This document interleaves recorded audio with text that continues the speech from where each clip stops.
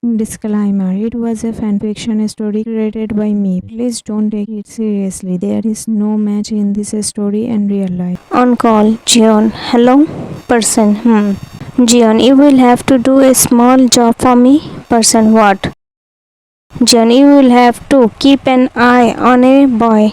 Person. Why? Jion, it's necessary, dude. Person. Okay, it will be done. Send me the boy's details. Jion, alright.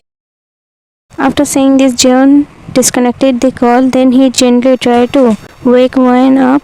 Jion, Wayne, wake up now. If you sleep like this at the wrong time, then how will we get sleep at night? Hearing his voice, Wayne slowly opened her eyes. As soon as she realized that she had been sleeping with her head resting on Jion's, she quickly sat up straight. Her cheeks had already turned red with embarrassment. Feeling awkward, she softly said, I'm sorry, Mr. Jion. Jion, and why is that? Wayne, because I slept with my head on your like that, she stammered nervously. Jion, so what? One day I will also sleep keeping my head on your. He said it so casually as if it was nothing serious. Wayne shocked, huh?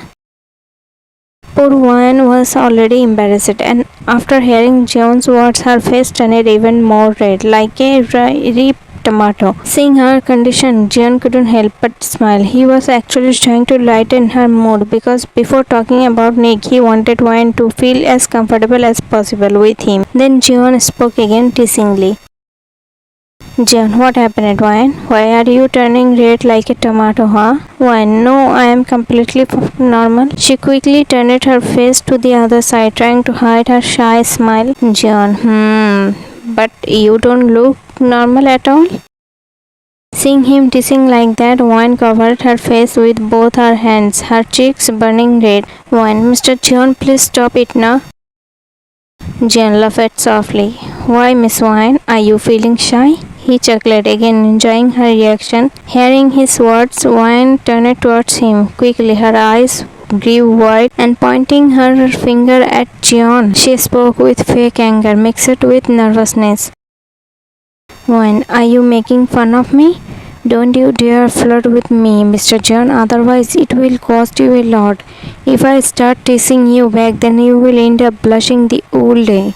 John suddenly caught her finger and gave it a gentle pull, making Wayne stumble a little to him. His gaze locked with hers, and in a slightly playful teasing tone he said, John, really, Miss Wayne? Then let's see how you make me blush the whole day, because I am not the kind of man who falls for words so easily. You see, my heart is very strict, Miss Wayne.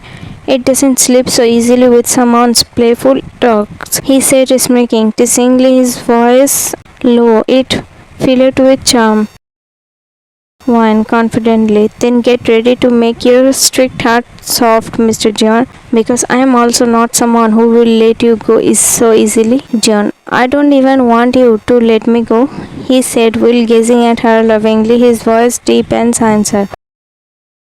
Wayne's cheeks were already red, and after hearing such words from Jeon, she felt like she might faint any moment. Her heart was beating too fast, and she didn't know where to look. Wayne, Mr. John, did you drink something? Why are you talking like this, saying such a dreamy things? She asked nervously, hitting her trembling hands in her lap.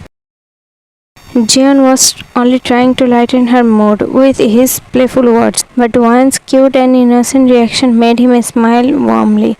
At the same time, a heaviness touched his heart. He felt bad for her.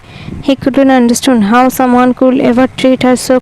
Slowly, Jeon reached out and held Wayne's hand, pulling her gently to him. He gripped her hand firmly, as if promising he would never let it go.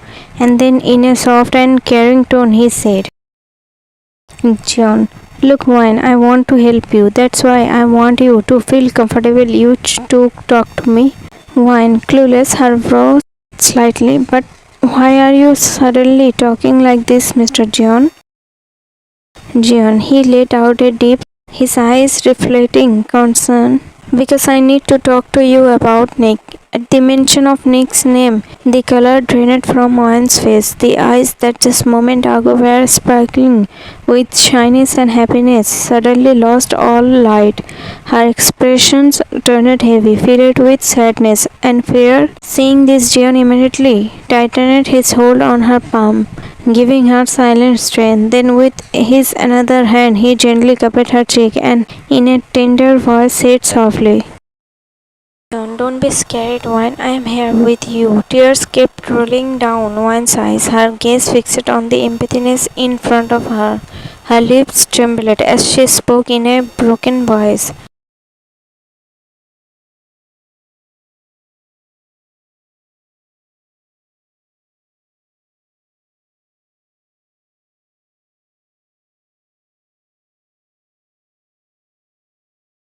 Saying this, Wine broke down completely and cried loudly. John immediately pulled her into his, holding her tightly as if shielding her from every shadow of pain.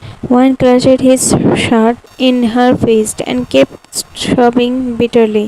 Hearing her cries of pain, John's own eyes filled with tears. "Genuine, don't you want to take on him for every sorrow, every want?" said you, when crying, shaking her head. "I can't, John. No matter how strong I try to be, he will always remain the darkest truth of my life. Facing him, it feels impossible because if I do, I'm scared that this fear will swallow me whole, that I will lose myself completely."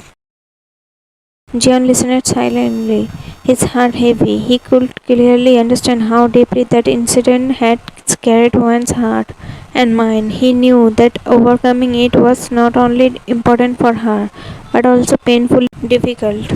John, softly tightening his hold on her hand, "One, don't you trust me? Don't you believe that I will protect you no matter what?" One was sitting to John on the sofa, tightly around him, pressing her head against his as if she wanted to hide from the old world inside him. Hearing Jeon's words, she clutched his shoulder with trembling finger and slid even until she ended up sitting on his, wrapping her arms tightly around his. She buried her face in the of his. Yes, they had come very, but Wan's intention was not like that at all. She was in such a broken state that she herself didn't realize what she was doing. All she could feel was that Jeon's embrace was the only place where her pain could finally rest. The way Jeon comforted her, the way he supported her, it was pulling her and to him without her even knowing. When, sobbing softly, her voice muffled against his, I trust you, Jeon, but I don't trust my faith." Her words brushed against his as she cried, her face still hidden in his. Jeon tightened his hold around her, his jaw clenching at her pain. Gently he lifted her chin with his fingers and brought her face up so he could see her properly. Her tear-stained eyes, red from crying, made his gaze. Looking straight into her eyes, Jeon spoke firmly, tenderly. "Jeon, one fate never belongs to anyone. You have to make your own fate, and this time I will help you. I will help you change yours. Don't you want the people who hurt you, who give you all these years of, who made you cry, don't you want them to finally get what they did to you?" His calm, determined words made her tears slow down. One blinked at him, really listening, really observing every word. Slowly she nodded her head in agreement, her lips trembling. When, "Yes, Jen, then it's decided. From now on, you have to do exactly as I say." Wine, confused, wiping her tears. "What do I have to do?" "Jen, from today you will stay with me in my house for 1 month." Her eyes widened in shock. Her mouth fell open slightly, disbelief brightened all over her face. When what? John, a small playful smile touched his lips as he tried to lighten her shock. "Yes, wine, and in this 1 month, I will teach you wine." Even more shocked, blinking fast. "Huh?" Seeing Wine's shocking, surprised reaction, John chuckled softly, wrapping his arm firmly around He adjusted her properly on his and spoke with quiet confidence. Johnny is yes, Miss Mohan. Now I will make you such a that not just Nick, even his brother will fear you.